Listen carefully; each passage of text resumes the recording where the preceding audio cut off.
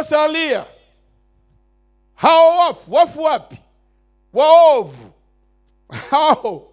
Biblia inasema hao wafu waliosalia hawakuwa hai hata itimie ile miaka 1000.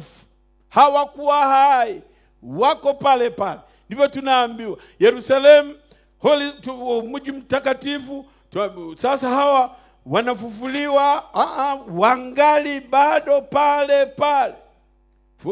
Alafu Ufunuo 20 fungu la 7 inasema hivi, na hiyo miaka 1000 itakapokwisha, shetani atafunguliwa atoke kifungoni mwake.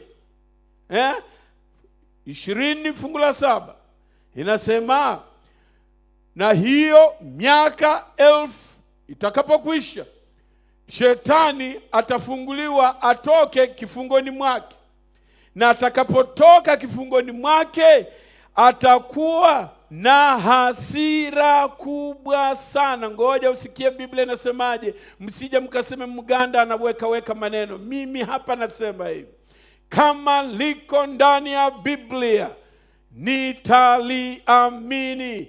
Kama halikubaliani na Biblia, hilo sio langu. Biblia yangu inasema, naye atatoka kuwadanganya mataifa. Yaani shetani haachi ukorofi wake. Amefungwa miaka 1000. Mwisho wa miaka 1000, sasa anaona kuna watu, na hawa ni watakatifu, Yerusalemu. Sasa Biblia inasemaje? Naye atatoka kuwadanganya mataifa walio katika pembe 4 za nchi, Gogu na Magogu, kuwakusanya kwa vita, yeye na malaika zake, ambao hesabu yao ni kama mchanga wa bahari. Yeye na malaika zake wataenda waanze kupigana na Mungu, wapigane na Yesu, wapigane na Yerusalemu. Yaani wanataka wapindue serikali ya Mungu, lakini Mungu hataruhusu dhambi tena. Haitatokea tena. Mungu hataruhusu dhambi tena. Shetani atakasirika, atajaribu kupigana, lakini hataweza kufanya lolote. Biblia yangu inasema yeye atatokea, atataka kuwadanganya mataifa walio katika pembe 4 za nchi. Atajaribu, lakini Mungu atasema, stop, Ibilisi, huna lako hapa, yako yamekwisha. Sikiliza fungu la 9 inavyoendelea. Anasema, huyu Ibilisi wakapanda juu ya upana wa nchi, wakaizingira kambi ya watakatifu na mji huo uliopendwa. Yaani Ibilisi hakati tamaa, wakauzunguka, lakini hawakuweza kufaulu. Ufunuo 20 fungu la 10 inasema, na yule Ibilisi mwenye kuwadanganya akatupwa katika ziwa la moto na kiberiti.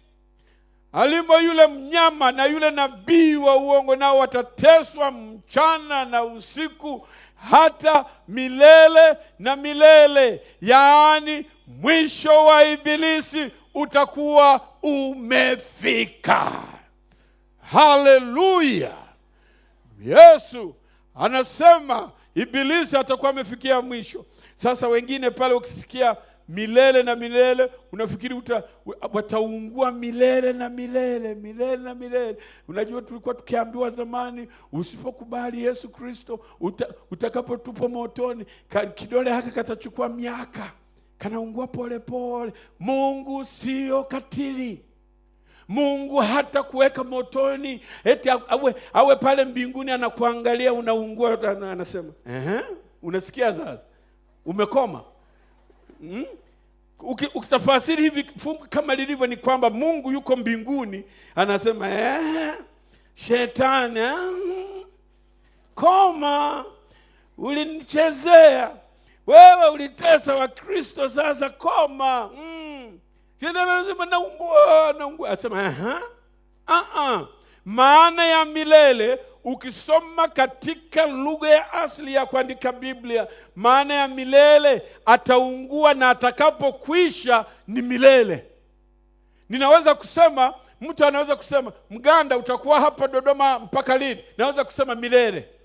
Lakini ikifika tarehe ya kuondoka, milele yangu inafanya nini? Inakwisha. Ni kuungua mpaka atakapoteketea. Ndio maana ya milele. Mungu sio katili. Mungu hawezi kuweka kwenye moto na kukuangalia pale unaungua eti miaka yote. Maana yake ukitafasiri vibaya ni kusema utaungua miaka yote. Hapana, utaungua, na ukishaungua milele hiyo imekwisha.